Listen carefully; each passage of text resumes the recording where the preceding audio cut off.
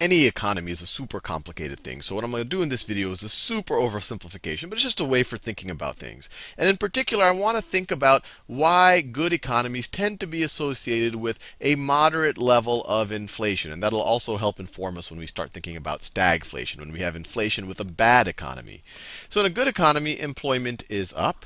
And because employment is up, employees have more negotiating power. There's more people who want to hire them. There's fewer people who want their jobs. And so wages will go up. And since you have more people with jobs, and those that have jobs are getting paid more, you can imagine that demand would also go up. There's just more people have money in their pockets. And if demand goes up, then companies, or if you think of it as factories, but it could also be services, then everything will be utilized more. And if things are utilized more, then the companies or those factories or whatever you want to think of them, they're going to have more profit. On top of that, if they get close to full utilization, or if they see that full utilization is down the road, they're going to want to invest more. And they could actually push off that full utilization and still get more profit by maybe raising prices.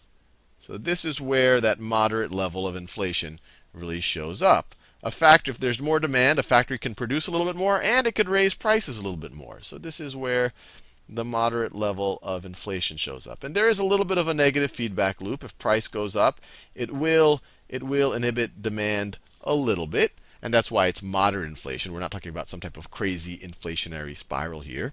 But the net effect of more utilization and more investment is going to be an increase in supply. It's going to be an increase in supply. And once again, and this is kind of Econ 101, if supply goes up, price, that would also have a bit of a inhibitory impact on price. So let me draw a little bit of just so we get all the feedback loops over here. So this is negative feedback right over there. But to complete the loop, if we're investing more, we're going to build more factories or some more capacity to do services or whatever else. That's going to increase employment. If we have more profit, then a company feels better about growing. It feels like it has more of a cushion, and it feels more optimistic about the future. That's going to help employment.